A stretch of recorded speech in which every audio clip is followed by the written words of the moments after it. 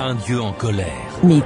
Un homme du nom de Noé qui bâtit une arche de ses mains pour survivre au déluge. Et complot. Tout cela s'est-il déroulé comme le prétend la Bible? Avec Christian Page.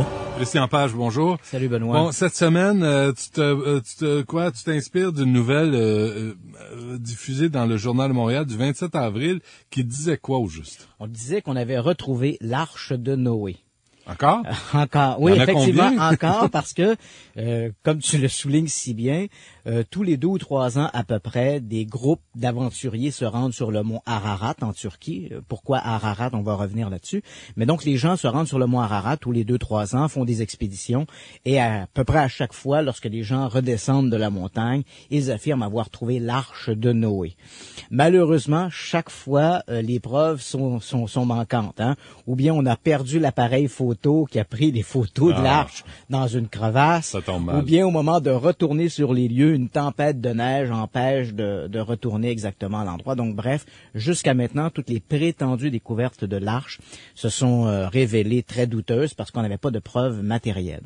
Alors donc, la semaine dernière, lorsqu'un groupe d'évangélistes chinois qui avait mené une expédition sur le mont Ararat en sont redescendus en nous disant « Nous avons trouvé l'arche de Noé », évidemment, la nouvelle, je l'ai pris moi personnellement avec un grain de sel, d'autant plus que je suis déjà allé sur l'Ararat en 2008 lors d'une expédition et je me suis gelé les pieds, mais je n'ai rien trouvé. Mais Pourquoi Ararat? Pourquoi tout le monde est là pour chercher l'arche de Noé? parce que dans le récit biblique, si on se réfère à la Genèse, dans le récit, on nous dit que Dieu, donc après avoir ouvert les écluses du ciel et de la terre, a fait pleuvoir pendant 40 jours et 40 nuits sur la terre. Ouais. Il a épargné Noé, évidemment, qui avait fait monter dans un immense bateau de bois un couple de chaque espèce animale, ainsi que sa famille. Et donc, la famille de Noé, après avoir erré des mois sur cet océan, la Bible nous dit, lorsque les eaux se sont retirées, l'arche s'était arrêtée sur les montagnes d'Ararat. Alors, on parle ici de les montagnes d'Ararat. À l'époque du récit de la Genèse, les montagnes d'Ararat étaient une chaîne, un massif qui se trouvait à la frontière de l'Arménie. Aujourd'hui, compte tenu on a redessiné un peu les frontières politiques, c'est difficile de situer exactement, mais il y a dans cette chaîne de montagnes d'Ararat un mont qui s'appelle le mont Ararat. Alors évidemment, tous les aventuriers de l'Arche perdue se donnent rendez-vous sur cette montagne qui culmine quand même à 5165 mètres d'altitude. Donc c'est une très importante montagne. Mais qu'est-ce que t'es allé faire là? Ça te tentait pas d'aller à la plage à la place? Mais tu sais, il y a 2 ans, j'ai tourné une série qui s'appelait « À la recherche des reliques saintes ». Ouais. Donc évidemment, l'Arche de Noé faisait partie du groupe. On s'est donné rendez-vous sur le mont Ararat et qui, à partir du 2/3 de sa hauteur, est couvert par des neiges éternelles. Donc on s'est rendu jusqu'au glacier, là où les gens prétendent avoir vu l'arche, mais malheureusement, je n'ai rien retrouvé. Alors encore une fois, lorsque les Chinois nous annoncent qu'ils ont trouvé l'arche, évidemment, je prends ça avec un grain de sel, mais ils tiennent une conférence de presse et là, c'est coup de théâtre. Ils nous présentent pendant à peu près 2 minutes et demie des images tournées de leur découverte, ce qui n'a jamais été fait jusqu'à maintenant. Et là, je dois t'avouer que ou bien il s'agit de la plus grande découverte archéologique de tous les temps, ou on est en présence d'une fraude à la hauteur de cette histoire de l'autopsie de l'extraterrestre de Roswell. Tu te rappelles sans doute, là, il y a quelques années. Ouais, le E.T. en rubber. Le E.T. en rubber. Donc, parce que les images... Mais ça a duré longtemps, l'affaire de Roswell. Oui, absolument. Ça a duré un bout de temps. Pendant au moins 2 ou 3 ans avant que des gens impliqués directement dans la fraude, parce qu'évidemment, dès le départ, il y avait des spéculations sur le fait que le film était une fraude. Je pourrais en reparler dans une autre chronique, mais il y avait un contexte qui laissait supposer la fraude. Okay. Mais il a fallu quand même 2 ou 3 ans avant que des gens directement impliqués avouent avoir participé à l'arnaque.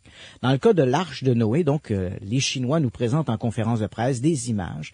Alors, pour situer un peu les auditeurs qui n'auraient pas vu ces images, on voit donc les membres de l'expédition pénétrer dans ce qui nous semble a priori être une crevasse. Et puis là, on les retrouve à l'intérieur dans une espèce de caverne, mais on découvre très rapidement que cette caverne est l'intérieur de l'arche. Ils sont à l'intérieur du navire. On voit des poutres de bois qui immergent de la glace, qui forment une sorte d'arche au-dessus d'eux. Les gens voient des gens qui tapent sur les murs. On entend bien que les murs sonnent creux. On est bien et bien à l'intérieur d'une construction. Le plancher semble également en bois. On nous découvre en fait ce plancher. Et je dois t'avouer que la préservation du bois m'a beaucoup surprise. Moi, qui a une formation quand même en histoire, je sais qu'après 4500 ans, le bois ne se conserve pas aussi bien. Dans ce cas-là, le bois est particulièrement bien conservé. Parce que dans l'Atlas? Ou... Ben, en fait, c'est... Parce que c'est une fraude. Et là, tu commences à glisser vers une possible solution. En fait, ce que l'on découvre au moment de la conférence de presse, c'est que la découverte n'est pas aussi récente qu'on laisse supposer. En fait, les Chinois seraient montés sur l'Ararat en 2009, donc à l'hiver 2009, donc il y a quand même quelques mois. Ils auraient trouvé l'arche. Ils ont attendu donc ces 4 à 5 mois là avant de faire l'annonce de leur découverte, parce que, disent-ils, ils ont fait des prélèvements de bois qu'ils ont soumis à l'analyse au carbone 14. Ces analyses auraient confirmé que le bois datait de 4500 ans, donc à peu près à l'époque où on situe le récit du déluge. Le problème, et c'est là que ça commence à sentir mauvais, je dois t'avouer, moi, que j'ai presque un 6e sens pour sentir ce type d'arnaque. Écoute, quand ça fait 35 ans que tu es dans le milieu de l'étrange, on en a vu d'autres, comme on dit. Et là, ce qui est assez mystérieux, c'est que les Chinois, d'abord, c'est un groupe d'évangélistes, ce ne sont pas des archéologues. Les évangélistes ont comme leitmotiv de démontrer que le récit biblique doit être pris à la lettre, donc factuellement. Et lorsque l'on parle du récit de Noé, évidemment, les historiens vont nous dire c'est une sorte de fable sur le bien et le mal, alors que eux, les Chinois, les évangélistes, en fait, soutiennent que ce récit doit être pris de façon factuelle. Bien sûr, la découverte de l'arche sur le mont Ararat viendrait prouver que le récit est en fait un événement factuel. Ouais. Donc, ces gens-là... Donc, il n'y a pas de recul. Effectivement, il n'y a pas un recul historique ni même archéologique par rapport à ça. Les Chinois se sont également refusés de dire où se trouve l'arche. Ils doivent, disent-ils, protéger le site en attente que l'UNESCO le déclare patrimoine mondial, bon, etc. Donc, il y a tout un contexte, disons, social et humanitaire qui empêche finalement d'autres archéologues de confirmer ou d'infirmer cette découverte. Donc, déjà là, ça commence à sentir un peu mauvais, toute cette histoire-là. Et il faut dire que depuis l'annonce de cette découverte, des membres dissidents qui auraient dû faire partie de l'expédition initialement et qui avaient été repoussés pour X ou Y raison, ont laissé sous-entendre que le bois que l'on voit dans le film aurait été en fait acheté à un commerçant près de la mer Noire, transporté sur l'Ararat et mis en place pour nous laisser croire qu'on avait trouvé l'arche de Noé. Donc, on a tout un contexte ici qui sent un petit peu mauvais. Ouais. Mais il n'y a aucune façon de vérifier tout ça. Là. Pour l'instant, il n'y a aucune façon. Et tu as mentionné tantôt pourquoi l'Ararat. Bon, j'ai mentionné le récit biblique. Il y a quand même des éléments là-dedans qui sont assez amusants et qui nous permettent quand même de départager une part de l'histoire d'une part de la fable. Hein. C'est-à-dire que si on regarde le récit biblique, Dieu dit à Noé de construire cette arche, il lui donne des données, on retrouve ça dans la Genèse 6 et 7, et il dit l'arche doit mesurer 300 coudées de long, 50 coudées de large et 30 coudées de haut. Quand on sait qu'une coudée équivaut à peu près à 51 cm, ça veut dire que l'arche aurait mesuré quelque chose comme 165 mètres, donc c'est-à-dire l'équivalent de 2 Boeing 747 mis bout à bout. Sans les ailes, bien sûr. Ah ouais. Donc, on comprend bien que à l'époque, dans l'Antiquité, on n'avait pas cette connaissance navale pour construire un bateau aussi gigantesque. Et évidemment, si un tel chantier avait pu être possible, ça leur aurait demandé quand même des dizaines, sinon des centaines d'ouvriers, non pas Noé et sa famille. Hein.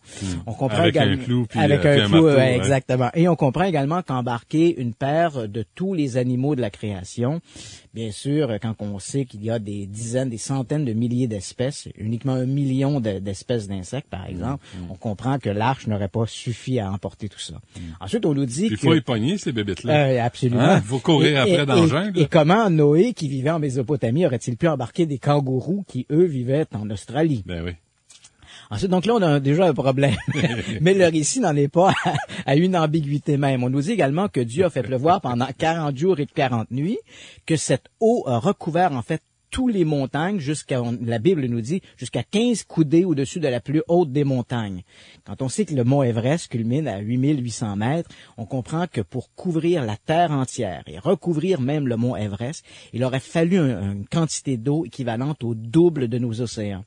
Donc, cette eau où serait-elle passée ensuite? Et il faut uniquement pour la connaissance, il faut savoir que si on faisait fondre, par exemple, tous les glaces qui existent actuellement sur Terre, de l'Antarctique à l'Arctique en passant par le Groenland, les océans n'augmenteraient que de quelques mètres seulement. Alors, on est loin de recouvrir une montagne comme le mont Ararat à 5165 mètres. Alors, d'où est venue cette eau et où est-elle passée? On le sait pas, Ouais. mais des historiens ont quand même fait des travaux et ont démontré que probablement que le récit biblique de la Genèse, évidemment ça va déplaire sans aucun doute à nos fondamentalistes religieux, mais le récit de la Genèse aurait...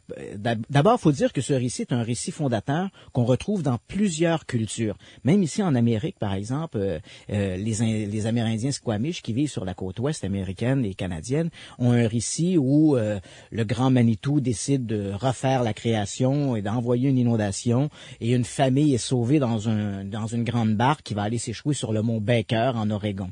Donc on voit un récit qui est assez semblable au récit biblique. Dans le cas de ces récits, les historiens croient que ces récits auraient pu être inspirés par une série de petites inondations locales. Et on sait par exemple des travaux menés par des géologues montrent qu'à un moment donné, après la dernière glaciation, l'océan, la mer Méditerranée aurait pu augmenter à un niveau tel que la mer Marmara se serait déversée dans un grand lac intérieur et ce serait probablement la plus grande inondation qui aurait subi cette région à l'époque. Et c'est probablement le souvenir de cette inondation qui aurait inspiré le récit biblique. Récit d'ailleurs qui n'est pas propre à la Bible. Hein. On a des récits de cette même région de la Mésopotamie qui sont antérieurs au récit de Noé. Par exemple, dans l'épopée Gilgamesh, qui date d'au moins 1000 ans avant le récit biblique, on a un récit qui ressemble assez à celui de Noé. Donc on croit que les auteurs du récit de Noé se seraient inspirés de l'épopée Gilgamesh. Donc tout ça pour dire que il y a sans aucun doute des inondations locales. Probablement que des gens, évidemment, en voyant monter les eaux, ont dit on va mettre nos avoirs dans une barque. Et ces gens-là ont survécu. Bon, et ces récits ensuite ont été transposés à une échelle divine et dantesque pour en faire le récit de Noé. Aussi, c'est du bouche à oreille, là. C'est des histoires qu'on s'est racontées jusqu'à temps que quelqu'un l'écrive. Oui, absolument. C'est bien que tu dises ça parce que le récit de Noé, par exemple, on a à peu près 1000 ans de tradition orale avant qu'on ait un premier écrit là, dans le cas de la Bible. Et tu connais le principe du téléphone arabe. Absolument. Hein? Tu as une chemise bleue, tu finis avec un chandail gris. Et là, c'est le téléphone mésopotamien. Oui, c'est encore plus compliqué. On s'arrête un instant, on fait une petite pause, on revient avec Christian Page. Bon, Christian, là, on sait que tout ça, c'est un récit. L'Arche de Noé, c'est de la fable aussi. Là, c'est une façon de raconter une histoire basée sur des inondations. Mais à partir de ce moment-là, qu'est-ce qui reste de ce qui est vrai, puis qu'est-ce qui reste de ce qui est faux? Voilà. Dans le cas de l'Arche de Noé, puisque le récit biblique nous dit que l'Arche s'est arrêtée sur les montagnes d'Ararat, il est vrai que depuis la fin du 19e siècle, des groupes d'explorateurs se sont donné rendez-vous sur la montagne et leurs récits sont venus alimenter la légende d'un immense bateau. Hein. On pense par exemple à la fin du 19e siècle, il y a eu toute une série de séismes dans la région de l'Arménie. Et des groupes de géologues, apparemment, se seraient rendus sur le mont Ararat. Et là, on a un premier récit où les gens soutiennent avoir vu dans la glace, sur l'un des glaciers, en fait, la proue d'un navire qui émergeait de la glace. Ensuite, on nous raconte que durant la Révolution russe, un peu avant la Révolution russe, des Soviétiques auraient été sur le mont Ararat, parce qu'il faut situer la montagne. Le mont lui-même se situe à la frontière de la Turquie, de la Russie et de l'Iran. Donc, c'est vraiment un point charnière. Et c'est assez difficile d'ailleurs d'y avoir accès. Moi-même, quand j'y suis allé en 2008, je dois t'avouer qu'on avait fait des pieds et des mains pour obtenir les autorisations nécessaires pour se rendre sur la montagne. T'es passé par où? Par la Turquie. Ouais. Donc, on a passé par la face ouest. Mais passer par la face nord ou la face est, donc c'est face à la Russie ou face à l'Iran. Là, ça demande d'autres autorisations. Ils sont moins accommodants. On n'a pas beaucoup d'accommodements raisonnables dans ces coins-là. Et je dois t'avouer qu'on a croisé de nombreuses patrouilles militaires qui circulent dans le secteur. Ouais. Donc, à partir du 19e siècle, on a toutes sortes de récits de gens qui vont sur l'Ararat, qui soutiennent y avoir observé un navire de bois et des récits même assez complexes. Des gens disent on est allé sur le bateau, on est entré à l'intérieur, mais évidemment, il n'y a jamais aucune preuve de cela. Même en 1949, pour les amateurs de conspiration, en 1949, la CIA, qui procède à de la photographie aérienne de cette région qui est très névralgique entre la Russie et la Turquie, vont photographier quelque chose sur l'Ararat, une photographie qu'ils vont mettre en archive et qu'ils vont classer sous le titre de Anomalie Ararat. Et cette photographie ne va être rendue publique que dans les années 70. Et c'est vrai que l'on voit sur le glacier une sorte de masse oblongue, brunâtre, qui semble émerger de la glace. Aujourd'hui, il est à peu près certain que cette masse n'était qu'un rocher qui était à fleur de glace, si je peux dire, parce qu'on avait eu cette année-là un été particulièrement chaud. Le glacier avait en partie fondu et il est possible, à travers une glace à moitié translucide, de voir des formes qui ne sont peut-être pas nécessairement celles qu'on croit qu'elles sont. Et donc, des expéditions se sont succédées sur l'Ararat et on pourrait dire ces gens sont tous des illuminés. Et détrompe-toi, on a là-dedans des gens qui sont tout à fait des gens très cultivés, très instruits. On pense par exemple dans les années 70 et 80 même, 2 ou 3 expéditions ont été dirigées par Jim Irwin. Jim Irwin était le commandant de la mission Apollo 15, l'un des 12 hommes à avoir marché sur la Lune. C'est un bonhomme qui était excessivement religieux. Moi, je l'ai rencontré ici à Montréal à un moment donné à la sortie d'un congrès sur les témoins de Jéhovah. Où il avait participé, donc on s'était donné rendez-vous. Évidemment, je ne partageais pas son point de vue religieux. C'est un homme qui était, comme je l'ai mentionné, excessivement religieux. T'es pas témoin de Jéhovah, toi? Non, malheureusement. Ah bon? Malheureusement pour les évangélistes. Mais pourquoi tu sonnes chez nous à tous les samedis matins, me réveiller? Ah, tu m'as reconnu? donc, ces gens se sont donné rendez-vous et chaque fois, lorsqu'ils redescendent de l'Ararat, ils nous disent on a trouvé l'arche, etc. Mais évidemment, les preuves sont manquantes. On a également une autre structure, parce que c'est bon de le mentionner, une autre structure qui a été photographiée à la fin des années 50, qui se trouve à peu près à une quarantaine de kilomètres du mont Ararat. C'est une forme rocheuse qui se trouve au fond d'une vallée, qui ressemble étrangement à un bateau, et cette forme a à peu près les dimensions de la biblique arche de Noé. Et encore là, des gens sont allés là avec des scanners, ils ont passé la formation rocheuse au peigne fin. Certains ont soutenu qu'ils y avaient détecté des sortes de murs à l'intérieur, des structures, mais des travaux plus récents, du carottage fait par des archéologues, semblent plutôt démontrer que cette structure n'est rien d'autre qu'une formation faite de coulées de boue qui se seraient accumulées et apparemment, les couches de sédiments relevées montrent bien qu'on est en présence d'une terre et de sédiments qui sont originaires de la région de l'Ararat. Mais il n'y a pas eu, Christian, une photo qui a circulé au cours des années 80 où vraiment tu avais l'impression de voir un bateau, la carcasse d'un bateau? C'est cette photo dont je te parle, c'est cette formation rocheuse qui se trouve au fond d'une vallée, donc qui a été photographiée dès 1959 par un pilote de l'OTAN.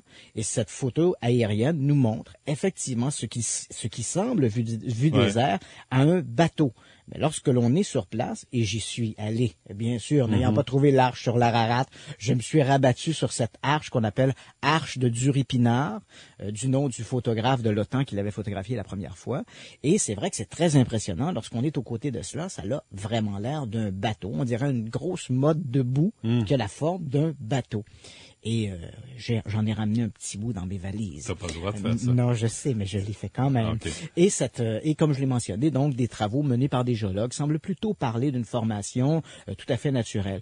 Évidemment, on comprend que des formes de bateaux, cette forme un peu qui ressemble davantage à une larme qu'à un navire, ces formes-là sont assez courantes. Quand on regarde des affaissements de terrain un peu partout à travers le monde, on va retrouver cette forme.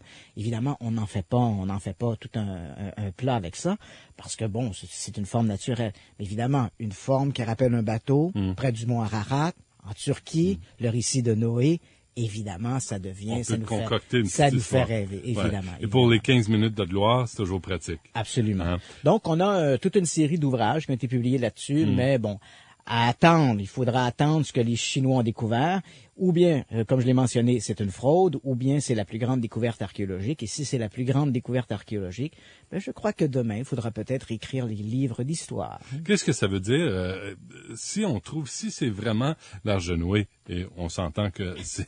Il y a loin de la coupe aux lèvres. Ça risque de pas être le cas. Je pense que les Canadiens ont plus de chances de gagner la coupe. Tu crois? Oui, mais qu'est-ce que ça voudrait dire? Évidemment, dans un premier temps, il y aurait toute une série d'énigmes qui seraient posées. Si ça se révélait être l'arche de Noé, il faudrait d'abord reconsidérer cette vision des fondamentalistes religieux qui nous disent on doit prendre le récit biblique de façon factuelle. Alors là, on aurait une preuve éloquente de leur affirmation.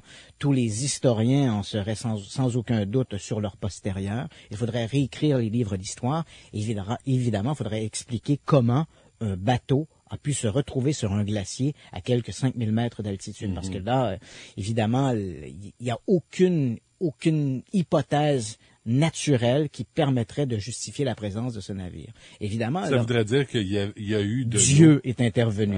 Ah, oui. Il faut que Dieu intervienne quelque part, crois-moi. Comme dans la victoire des Canadiens, d'ailleurs. Ouais. OK, donc on va suivre ça et c'est quoi les prochaines étapes là?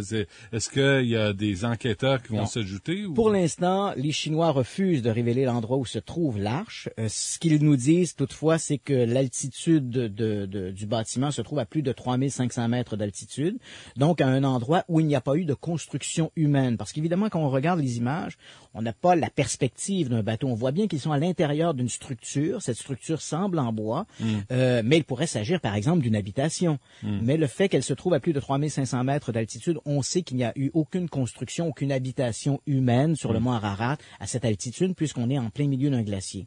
Donc, les Chinois nous disent l'altitude, c'est plus de 3500 mètres. Ils ont demandé par la bouche de leurs collègues turcs que l'endroit soit déclaré par l'UNESCO patrimoine mondial. Et ce n'est que sur la foi de cette déclaration qu'ils vont révéler au reste du monde l'endroit où se trouve l'arche et permettre à des archéologues laïcs, si je puis dire, de se rendre sur place et de confirmer leur découverte. Ou l'arche a pogné une maudite vague. Absolument, il n'y a aucun doute là-dessus.